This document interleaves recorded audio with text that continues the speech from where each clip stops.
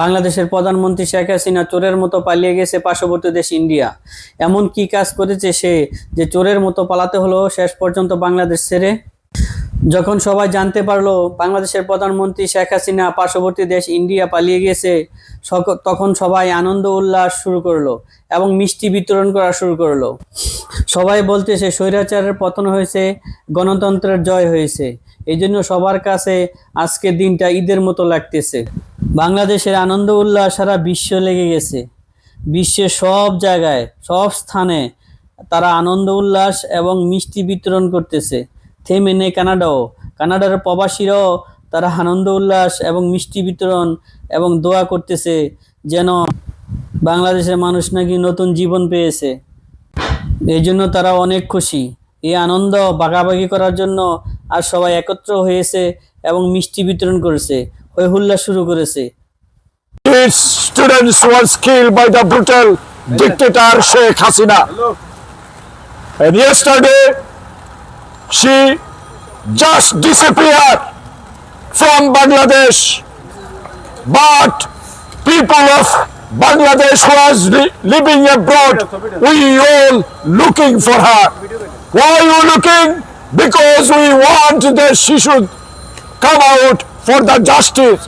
She did kill lots of innocent people. Even the child didn't survive for her brutality. She is the brutal dictator of the century, and she put shame for all Bangladeshis. Shame. My friends, there was lot of people came, but the rain doesn't stop. That's why many of our friends left. But this is alright. The Canadians, Bangladeshi always stood for the democracy, always speak out for the humanity, always speak out for the democracy, always speak out for the prosperity of Bangladesh. Yes. My friends, we will keep it continue for the sake of Bangladeshi people. We have no choice to bring in front of justice murderer Hasina and her all the gangs leader. She was looting the people's money since 15 years. We cannot just leave it alone because this is not finished yet. All the people was speaking last weeks in Bangladesh. I salute them. I salute all of them, and I'm very, very sorry when I see the death of my child, death of my kids. I can't sleep. I didn't sleep last weeks because like all of you was condoling those better. My friends, we are passing to Bangladeshi people. We like to जिंदाबाद जिंदाबाद हसीनार गले गले जिंदाबाद गले गले हसीनार गले गले ভাই সবাই বলেন না, সবাই না বলে তো দিনটা সুন্দর একটা ফেরত দয়া করে সবাই একসাথে বলবেন। আপনাদের সকলকে আমি অনুরোধ করতেছি, আপনাদের সকলকে ইতিহাস করতেছি, আপনাদের সকল এখানে উপস্থিত সকল ভাইদেরকে আমি দৃষ্টি আকর্ষণ করতেছি, সবাই একসাথে বলবেন, তাহলে জিনিসটা সুন্দর হবে।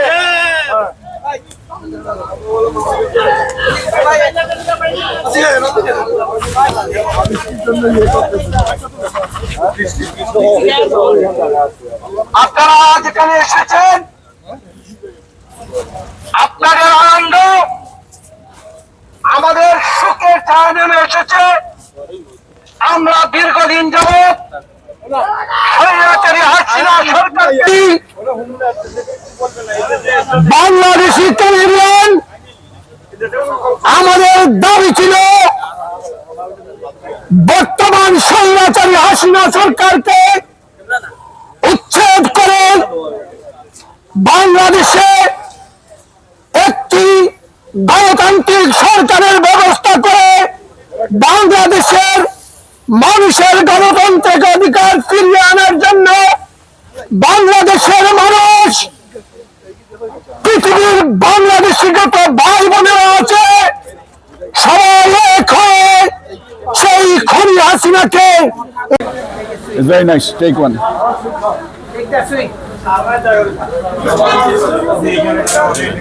Okay. Yeah, come and take a sweet. Come on. Take one. দাও মা বাবু তারাই দাও ও এরা সবে দাও ধরো অবজারজন খাইলো বুঝছেন হ্যাঁ দেন আপনি দেন দেন দেন সবাই দেন এটা ক্রেডিট এই take some sweet guys take some sweet from us take ইট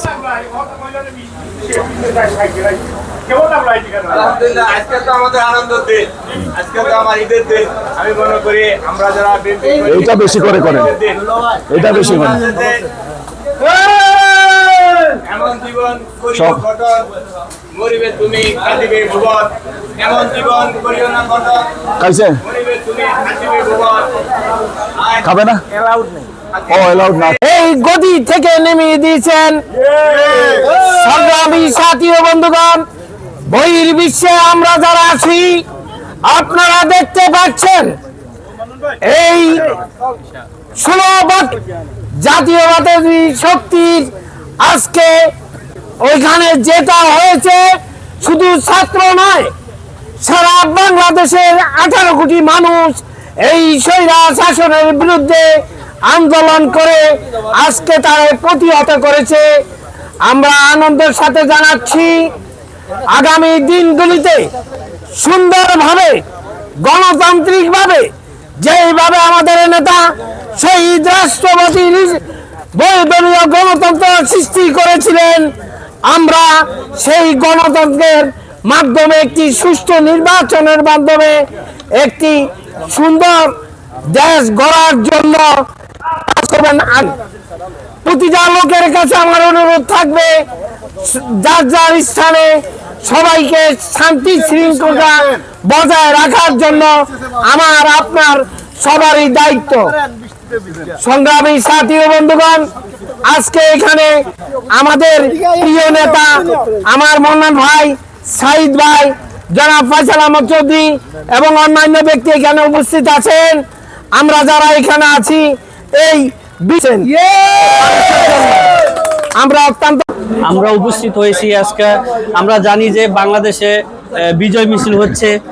এই বাংলাদেশের যে প্রধানমন্ত্রী সে বাংলাদেশ থেকে পালিয়ে ইন্ডিয়া চলে গেছে এবং বাংলাদেশের যে ছাত্ররা তাদের 2 মাস যে যুদ্ধ করছে, কোঠাবিরোধী আন্দোলন, আমরা দেখছি যে সাধারণ মানুষের উপরে কি অত্যাচার জুলুম করছে।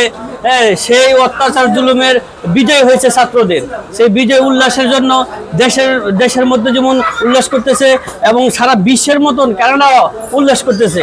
কানাডা আমরা আছি এখন কানাডা, মন্ট্রিয়াল, কুইবেক। আমরা এখন কথা বলবো বিএনপি সভাপতি ফয়সাল চৌধুরীর সাথে। আচ্ছা, আপনি একটু কারেকশন করে নেই, আমি কানাডা বিএনপি সাবেক সভাপতি এবং এখন কেন্দ্রীয় নির্বাহী কমিটির আমি একজন সদস্য।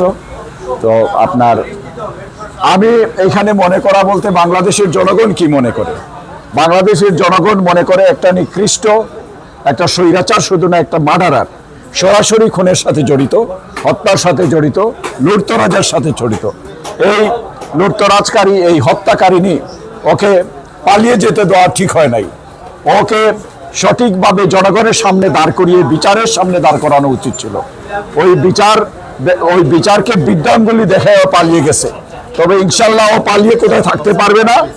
আমরা যারা যেখানে এই প্রবাসীরা আছি, এই খুনি হাসিনাকে বিচারের সম্মুখীন আমরা করবই করব। আজকে এটা আমাদের শপথ।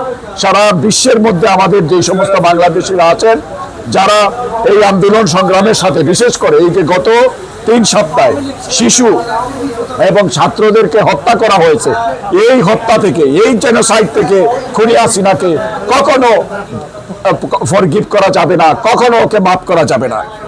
এই হত্যার অবশ্যই বিচার আমরা চাই এবং ওই হত্যার বিচার যেখানে যে প্রান্তে ওই পালায়ে থাকুক, আমরা বাংলাদেশিরা বাইর করে ওকে বিচারের সম্মুখীন করব ইনশাল্লাহ। আমরা এখন একটু কথা বলবো কানাডা কুইবেক বিএনপির সভাপতি আব্দুল মান্নান সাহেবের সাথে, অ্যাডভোকেট আব্দুল মান্নানের সাথে। আপনার কাছে জানবো যে বাংলাদেশে যে আপনাদের বিজয় হয়েছে, সারা প্রবাসীরা আজকে উল্লাস করতেছে, হ্যাঁ, আপনারা দেখলাম যে এখানে মিষ্টিও বিতরণ করা হয়েছে এবং দোয়া মিল্লাত সব কিছুই করা হয়েছে। বাংলাদেশ থেকে যে বাংলাদেশের প্রধানমন্ত্রী শেখ হাসিনা পালিয়ে গেল, সে কি পালিয়ে বাঁচতে পারবে? আর সে যে এত মানুষ খুন করলো, গুম করলো, এটা আপনি কি মনে করেন? ধন্যবাদ আপনাকে। আসলে এখানে আমরা যারা প্রবাসী বাংলাদেশি ক্যানাডিয়ান যারা আমরা এখানে আছি, আমরা বাংলাদেশের বর্তমান ছাত্র আন্দোলনের সাথে আমরা সবসময় তাদের সাথে ছিলাম এবং আছি। গতকালকে যে নিউজটা যেটা আমরা প্রবাসী যারা আমরা যেটা সংগ্রহ করলাম বা আমরা যেটা জানলাম যে শেখ হাসিনা, স্বৈরাচার হাসিনা যে একটা জগদ্দল পাথরের মতো সে আমাদের ক্ষমতা দখল করে গণতন্ত্রকে ধূলিসাৎ করে, মানুষের অধিকারকে ধূলিসাৎ করে, মানুষের ভোটের অধিকারকে ধূলিসাৎ করে সে ক্ষমতা দখল করে বসে আছিল। সে পালিয়ে যায় নাই, সবাই বলতেছে সে পালিয়ে গেছে। আমি মনে করি বা আমার কানাডা বিএনপি বা কানাডার যত বাংলাদেশি কেউ মনে করে না সে পালিয়ে যায় নাই, কিন্তু সে যেখানেই থাকবে, পৃথিবীর যে কোনো জায়গায় সে থাকবে, সে পৃথিবীর প্রত্যেকটা জায়গায় আমাদের বাংলাদেশি ভাই বোনেরা আছেন, কিন্তু তাকে কোথাও থাকতে দিবে না। যেভাবে তাকে যে কোনো অবস্থায় তাকে এখান থেকে নিয়ে এসে বাংলাদেশে তার এই বিচার হবে, শিশু হত্যার বিচার হবে, ছাত্র মারার বিচার হবে, গণতন্ত্র ধূলিসাৎ করার বিচার হবে, সব কিছুর বিচার হবে। 56 জন আমাদের আর্মি অফিসার মারা গেছে, তাদেরও বিচার করা হবে। বাংলাদেশের থেকে বড় যতগুলা মার্ডার করে সে আজকে ক্ষমতায় এতদিন টিকে আছে, তাকে প্রত্যেকটা বিচার, প্রত্যেকটা খুনের বিচার হবে ইনশাআল্লাহ বাংলার মাটিতে। আপনাদের মাধ্যমে আমি জানতে চাচ্ছি যে বাংলাদেশে যে ছাত্ররা যারা আমরা তো দেখেছি 71 সালে যুদ্ধ দেখিনি, 2024 5 অক্টোবরের যে যুদ্ধ দেখেছি, ছাত্ররা যে দেশ স্বাধীন করছে। তা আমি আপনার মধ্যে জানতে চাচ্ছি যে ছাত্ররা বলছে যে শেখ হাসিনা সে হুকুম করছে, এই জন্য সে এই অনৈতিক কাজ লিপ্ত হয়েছে আওয়ামী লীগের যেই তাদের বাহিনীরা, সে কি হুকুমের আসামির মধ্যে পড়বে কিনা? অবশ্যই হাসিনা একজন খুনি এবং সে অবশ্যই আমরা তাকে ছাত্ররা যে আন্দোলন শুরু করেছে, আজও ছাত্ররা বলেছে যে এই খুনি হাসিনাকে বিচারের আওতায় নিয়ে আসতে হবে। যতক্ষণ বিচারের আওতায় তাকে নিয়ে আসা হবে না, ততক্ষণ পর্যন্ত তাদের বা আমাদের আন্দোলন আমরা চালিয়ে যাব। বাংলাদেশের যে স্বাধীনতা সংগ্রামে যারা অংশগ্রহণ করেছিল, হয়তো আমরা এখানে যারা আছি অনেকে আমরা স্বাধীনতা সংগ্রামে অংশগ্রহণ করি নাই, কিন্তু আমরা তাদের থেকে জানছি এবং শুনছি 52 ভাষা আন্দোলন, 69, 70 এবং 71-এর যে আমরা আন্দোলনগুলো আমরা দেখেছি, কিন্তু 2024 সালের আন্দোলনটা একটা ভিন্ন ধরনের, একটা ভিন্ন রকমের ইমেজ দিয়ে যাচ্ছে আগামী প্রজন্মদেরকে। আমরা সবাই চাচ্ছি আমাদের 71 থেকে এই পর্যন্ত সেই শিক্ষা যে আমাদের বাংলাদেশে একটা সুন্দর গণতান্ত্রিক সরকার প্রতিষ্ঠা করে দেশকে যাতে সুন্দরভাবে পরিচালনা করা যায়, সেটা আমরা দেশে এবং বিদেশে সবাই চাই। শত শত লোক যে মারা গেল, তাই যেমন আমরা জানি যে দেখছি যে সালাম জাব্বার, তাদের মুক্তিযোদ্ধার লিস্টে নাম আছে। এই যে আমাদের যে ছাত্ররা মারা গেল, তাদের কি লিস্টিতে এরকম নাম থাকবে? আপনি কি মনে করেন? আমি একজন প্রবাসী হিসাবে এটা আমি দাবি জানাচ্ছি এবং এটা আমার দাবি থাকবে, এটা আমার মানে একটা পূর্ণাঙ্গ একটা শক্ত দাবি থাকবে যে যারা এই আন্দোলনে একটা সুন্দর বাংলাদেশ যারা নিয়ে আসছে, সুন্দর বাংলাদেশের ভবিষ্যৎ স্বপ্ন দেখিয়ে দিবে এবং নিয়ে আসবে, আমি মনে করি যারা এই আন্দোলন সংগ্রামে যারা মারা গেছে তাদেরকে শহীদ নয়, তাদেরকে বীর উপাধি দেওয়া হোক। আমি মনে করি প্রতিটা খুনের বিচার হওয়া উচিত। সেই বাংলাদেশের প্রাইম মিনিস্টার হোক আর যে কোনো লেভেলের লোক হোক, এটা কোনো ম্যাটার করে না। উনি আন্দোলনে আমাদের যে শত শত স্টুডেন্ট মারা গিয়েছেন এবং অনেক স্টুডেন্ট গুম হয়েছেন, এখনো অগণিত আমাদের আন্দোলন শেষ হয় না, এখনো আমরা বলতে পারতেছি না কত হাজার স্টুডেন্ট আমরা হারাইছি। এই সবগুলোর বিচারা আনতে হবে।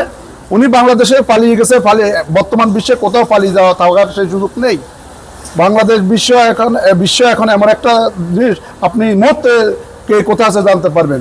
সুতরাং উনি কানাডা আসুক, আমি কানাডা থেকে বলছি, কানাডা আসুক, লন্ডন আসুক, ইন্ডিয়া যাক, যেখানে উনি আসুক না, ওনার বাচ্চার কোনো সুযোগ নেই। এবং একটা খুনির বিচার ইনশাল্লাহ হবে এবং বাংলার মাটিতে হবে, এইটা আমাদের প্রত্যাশা। এবং আমাদের বাংলাদেশের ইতিহাস যদি দেখেন, আপনাদের যতগুলো অর্জন এসেছে সবগুলো অর্জন আমাদের ছাত্রদের থেকে আসছে, ছাত্র আন্দোলন থেকে আজকে আমরা বাংলাদেশ সৃষ্টি। তো সুতরাং এই ছাত্ররা আজ বাংলাদেশকে নতুন করে স্বাধীন করলো। 5ই আগস্ট আবার নতুন করে বাংলাদেশ স্বাধীন হলো। এবং এই ছাত্রদেরকে নিয়ে আপনি মূল্যায়ন করতে হবে এবং সবসময় মনে রাখতে হবে ক্ষমতা সব কিছুই না, যেটা প্রমাণ আজকে শেখ হাসিনা নিজেই। তো সুতরাং আপনি ছাত্রদেরকে নিয়েই এবং আমাদের সময় সবসময় আমরা কাজকর্ম ব্যস্ত থাকি, তারপরে আমরা দেশের জন্য, দেশকে ভালোবাসি, এই কারণে আমরা দেশের জন্য সবসময় কাজ করতে থাকি।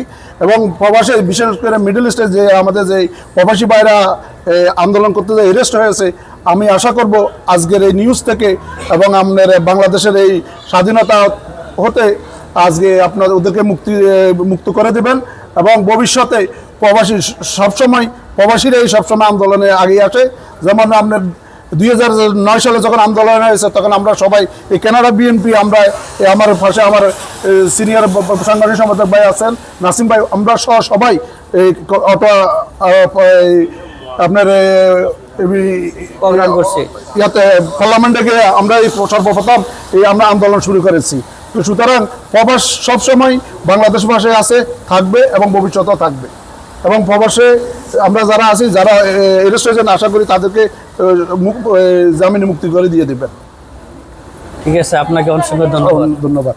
আর একটা কথা আমি শেষে বলতে যেতে পাই, আমি আজকে সবচেয়ে নিজের গর্ববোধ করতেছি যে আমার মায়ের সমতুল্য বাংলাদেশ 3বারের প্রাইম মিনিস্টার বেগম খালেদা জিয়া, উনি যে শেখ হাসিনা প্রথম দেখতে পাচ্ছে, এটাই সবচেয়ে আমাদের বড় বিজয়। এর থেকে বড় বিজয় আমাদের আর হইতে পারে না। আল্লাহ ছাড়ে দেন না, সেটার প্রমাণ আজকেই যে আপনি আমাদের নেত্রীকে যেভাবে আপনার সেনা ইউনিভার্স থেকে উনি বিতাড়িত করেছেন, ওই হিসাবে দেখেন আজকে আল্লাহ তাকে ওনাকে যেভাবে বিতাড়িত করেছেন, যেটা মানুষ করে না। এটার জন্য আপনার আল্লাহর কাছে আমরা হাজার শুকরিয়া যে আমাদের নেত্রী, ওনার এই অতপতন, ওনার এই সুযোগ দেওয়ার জন্য। আমি এই আন্দোলনের প্রেক্ষিতে বলতে চাই, এটা আমরা এতদিন রাজনীতির সাথে জড়িত, যেহেতু আমার একটা আদর্শ আমি বিশ্বাস করি, আমি মনে করতাম যে আমরাই মনে হয় আওয়ামী লীগকে ঘৃণা করি, আওয়ামী লীগকে ভালোবাসি না। কিন্তু এই প্রমাণ হলো যে সারা বাংলার সাধারণ জনগণ যে আওয়ামী লীগকে কোনো অবস্থাতেই মেনে নিতে পারছিল না, এটাই বইয়ের প্রকাশ।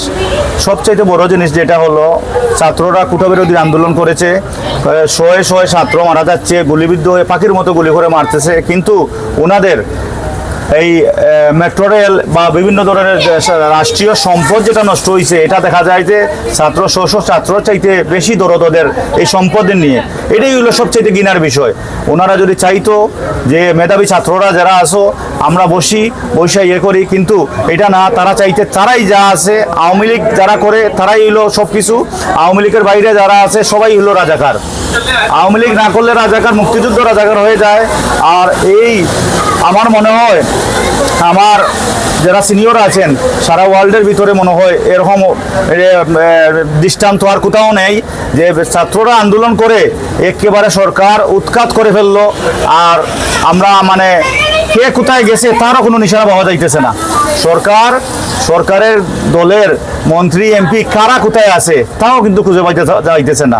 আমি মনে করি এই অচিরেই একটা সুষ্ঠু নির্বাচনের মাধ্যমে একটা গণতান্ত্রিক সরকার এই বাংলাদেশে প্রতিষ্ঠিত হবে এবং আবার মানুষ সাধারণ জনজীবনে ফিরে যেতে পারবে, এটাই বিশ্বাস করি।